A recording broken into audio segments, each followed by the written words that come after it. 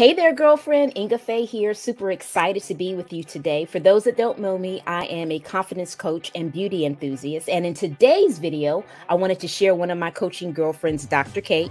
Dr. Kate has been in the health industry for over 25 years as a homeopath, a nutritionist, health coach, as well as personal trainer.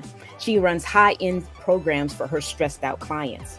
Her strengths lies in mentoring people to coach them to get a clear vision on their business and life and taking the right actions to get the fast results. Don't we all want the fast results? So without further ado, here's my girlfriend, Kate. We'll see you inside.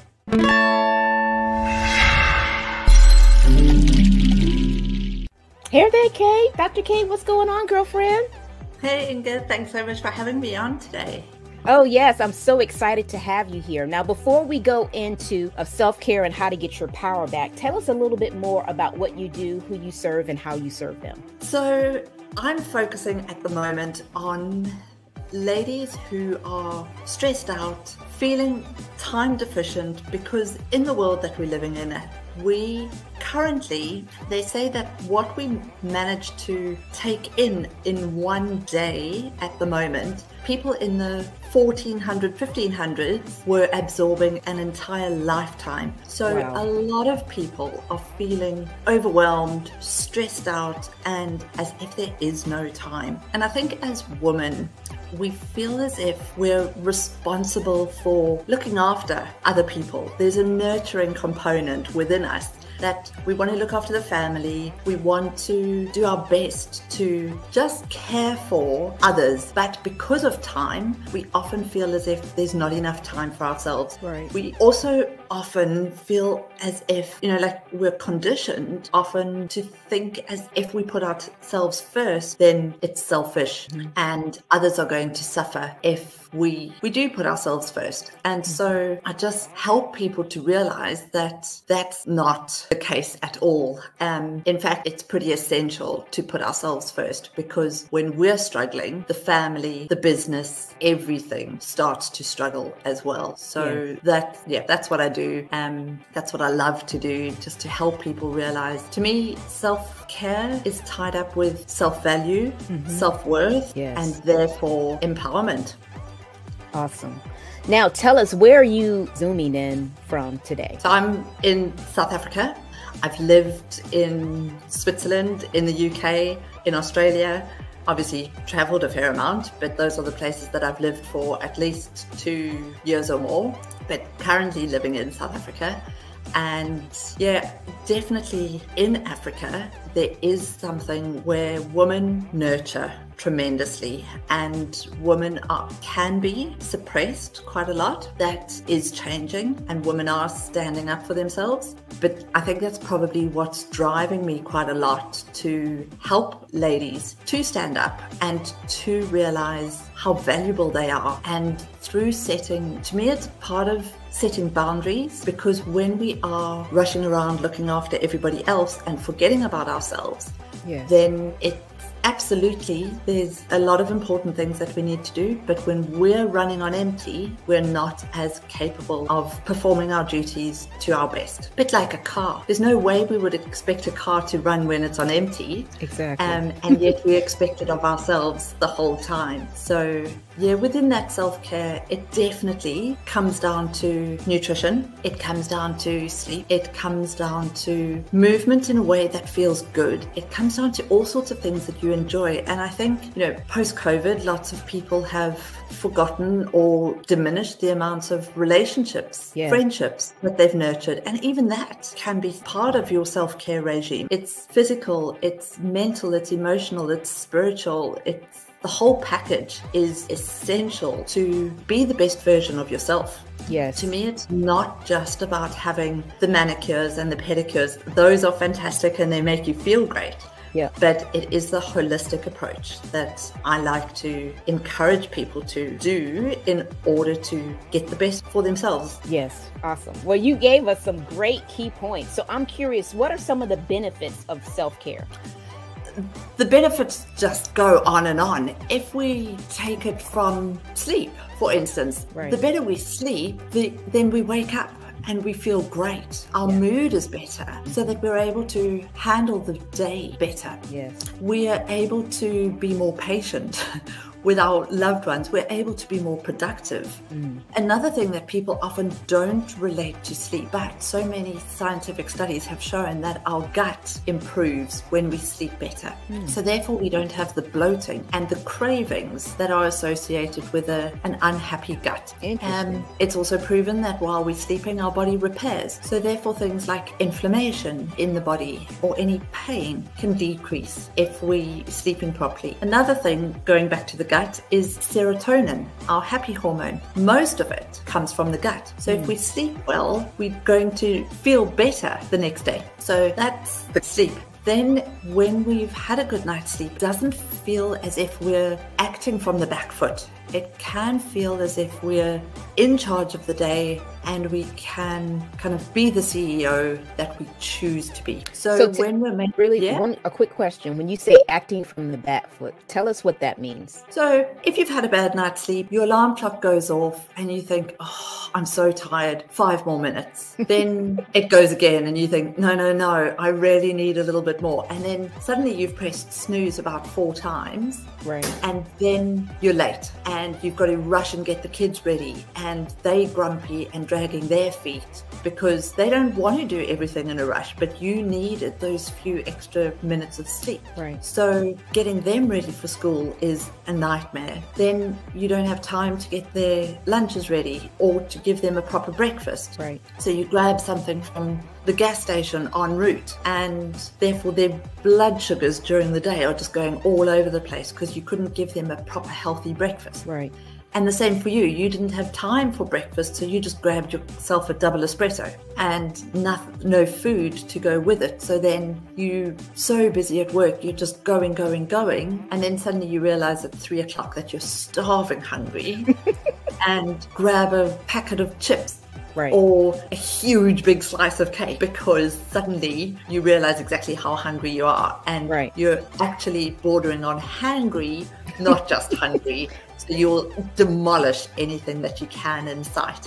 And your portion is far too big because you're so hungry, and the sugar from that just goes right up, and then you come crashing down. So when you get home, you're grumpy. Right. So that kind of functioning from you reactive as opposed to proactive. Ah, interesting. And in fact, you're not as productive as you should be because you're functioning on sugar as opposed to proper creativity. When your brain is fueled effectively, then your higher functions can work properly. Whereas when you're functioning from a stress mode, which sugar, because it's going up and down like this, in that scenario that I just described, it secretes adrenaline, and obviously being one of the stress hormones, it then thinks that sugar needs to be secreted into your muscles ready for you to run away. So we don't need to think as an executive when we're running away from a wild animal. Right. All we need to do is escape. Right. So our higher functioning, our creativity, our memory don't need to function. So part of our brain just shuts down and we go back to basic functioning. So whenever we're in stress mode, our brain does not function as effectively as it can or should. So we want to learn ways to decrease our stress. Right. And so eating properly is something that helps that. This is where the self-care comes in so effectively. Eating properly, exercising, right, proper sleep, massages, breathing. There's so many things that we can do in order to help us to manage that stress so that we are the best possible version of ourselves, in order to be as productive as we can, to be as kind and loving and as we can to our family, to our friends. And yeah. Awesome. I would totally agree with that. I'm glad that you talked about that, because I can remember when I used to work in corporate that you would have maybe back-to-back meetings. And I'm so many of the ladies that work a job like that know exactly what I'm talking about. And if you're not doing the meetings in person these days, we may have back-to-back Zoom meetings, and how you don't have time to eat because you haven't planned to eat. And that was one of the reasons why I have made it a point to make sure that I have a eating routine and then have little breaks, especially when you're in business for yourself. You can schedule breaks to eat. unlike you can when you actually work for somebody else. What kind of eating regimen would you recommend, or what? I'm sure that's probably on a case-by-case basis, but I'm just curious what you would say. Yeah, I do. It is on a case-by-case basis, but I think the principles are often similar. I do think whatever works for you is the most important, but I do think stabilizing your blood sugars is important. If people want to be vegetarian, that's absolutely up to them. If people want to do intermittent fasting and it works for their bodies, then that's fine. I do think that whatever diet you try needs to be sustainable. If you're trying it for a short amount of time and you think, I just need to lose these 6 pounds or however much, and then I'm going to go back to my regular diet, right? Then it's a waste of time, and don't do it, because your body needs to get into the routine and be able to maintain that. So if you're trying some kind of crash diet, it's just messing with your metabolism. Don't do it. Do healthy that is going to give your body the nourishment that's feeding your brain, feeding your cells. And you know, if we think that our body, everything works together. So if we're starving the fat cells, our brain is 70% fat. So then we're starving our brain as well. So I used to do a lot of work with anorexic girls, and one of the first things that goes is their memory. Oh, wow. And so we really don't want to put our brain under pressure. So even if we're not going to those kind of extremes, we really want to look after our bodies. And ultimately, absolutely, there's a lot of ladies want to lose a bit of weight. I get that. But we don't want to mess with our bodies. We don't want to cause any complications. We don't want to mess with hormones, which are also coming from fat. So fats are important, and we need to, our nerves are all coated with fat. We can't be scared of fat. It's just the correct fats. It's the correct proportions. And so making whatever you eat work for you and making sure that it can fit into your lifestyle is also really important. You know, if you want a glass of wine in the evenings or over the weekend, then that needs to be built in as well. And having somebody who you can discuss it with, and just go, hang on a sec, I thought this was going to work, I'm struggling, how do we work around it so that it can still work for me and I can get the results? And that's what, as a personal trainer, I struggled, because I was like, okay, let's just work harder, let's just lift heavier weights. And then I was like, no, there has to be a better answer. And as a health coach, I've discovered that, okay, this is how we go about it. Holding people's hands, overcoming those obstacles, going step by step, and really getting to understand what the obstacles are and finding an individualized approach. And yeah, your results are amazing because they're your goals and your dreams. Right. And it's the cause and effect kind of thing where, you know, like you were saying, you could just work harder, but you could also not eat as much as you were initially too. Or it's a give and take, and we have to decide how we're going to do it. So when you're talking to someone and just starting out with them, how do you start to incorporate self-care into your life on a regular basis? Because you've already talked about how it's not a yo-yo diet. It sounds like it's more of a lifestyle change than it is just something that you're going to do temporarily. How can somebody new to it actually do that? So my approach is always, where do you want to start? What feels like the thing that's going to have the biggest effect? And at the same time, what feels like the easiest? Because if it feels big and overwhelming, you're not going to do it. So if, for instance, we've just had this massive marathon on in South Africa, and people's motivation's really high at the moment to go running. And if people go, right, I want to run a marathon, that's quite difficult from a non-runner's perspective. So you need to start small. Start with something that feels achievable, because once you've achieved, the reward center in your brain goes, I can do it. And then you're motivated to do the next thing. And slowly it becomes a habit. So if you say to yourself, I'm going to do this every single day because I know it's good for me, it's like a New Year's resolution. It's not going to happen. So for each person, what is going to give you the biggest effect that's easy to implement, that you want to do, is where we start. So that's a little bit of a roundabout answer, I know.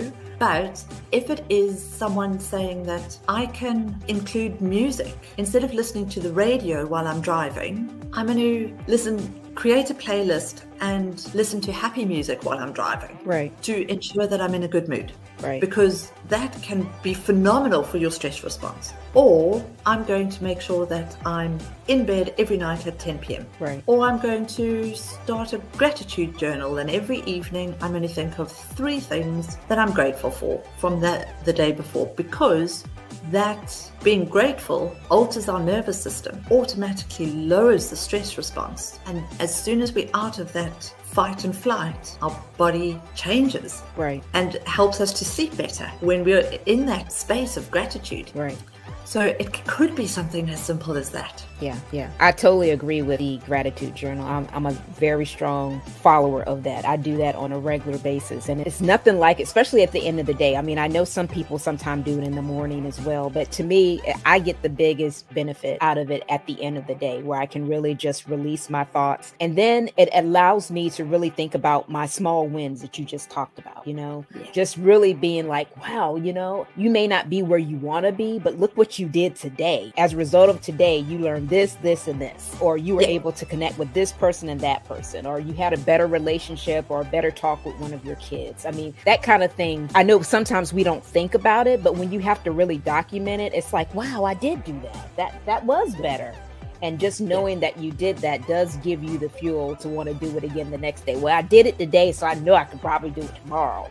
Just kind of building that muscle on and on. Similar to what you probably do with your clients anyway. And someone said, what if you could only take into tomorrow what you were grateful for today? Oh, awesome. Yeah, that kind of went, oh, wow. Yeah. Because a lot of people say, well, I don't have that much to be grateful for. Right. There's so much in my life at the moment that isn't so great. Right. And it's not always the big things that we need to be grateful for. People may be in debt. People may be in a job that they don't like. People may be in a relationship that isn't perfect. Right. But their health may not be where they want it to be. Right. But when we have that idea of what if I could only take into tomorrow what I was grateful for today? That's good. It definitely makes you think, whoa, okay, I've got a fair amount that I could be grateful for. Yeah. And sometimes if we are only writing 3 things, because if you write a whole long list, then you think, oh, it's a chore. It's a duty. Right. And it becomes quite a lot to do. So that's why I'll often start with just 3. People can write more if they want to. Right. But 3 feels easy. Yeah, and that's 3 why is easy. Life easy. Yep. Life shouldn't be tough. There's so many other responsibilities and things that we need to do. So let's not make it difficult. Yeah. And sometimes those 3 maybe I made it to, if we're not working from home, I made it to work and back safely. Exactly. And that's all right. Oh, yeah. It's the little things for sure. It's things. Yeah. I mean, and things like that you don't even think about until maybe you saw an accident on the highway or something coming home. That's when you really can put in perspective that person left and was not able to go home that next day. So yeah, for sure. And in the United States, we have this company called Staples, and they have this button that you can press, and it has easy on it, and you press it and it automatically says that was easy. Yeah. So one of the ladies that I know had one of them, and she would always press it. It was so funny. Yeah. So yeah, when you said that, that's what it made me think about that button, that you just get that little button. You say that was easy. Yeah. So cool. Well, before we, I want to share your website, but before I share your website, I wanted to ask if you had any final thoughts for my audience, because you've been giving us some great nuggets. No, I do think, we're told so often when we're on an airplane to put on your oxygen mask first. Exactly. And we hear that, but we forget to carry it across into life. And like I mentioned, with filling up a motor car, we'd never expect a car to run. If it's a petrol or a diesel, we're not going to put the wrong petrol in. And yet we do it to our body the whole time. Right. So just spare a few minutes and think how long we're expecting our bodies to serve us. A car we have for a few years, and then we get rid of it and we get a new one, and it only takes us to a few places. Right. Whereas our bodies never leave us. Right. And we're hoping that they last us for 70, 80, 90 years. Right. In top condition. Right. So we really should be respecting it and fueling it as best as we know how, at every opportunity that we get.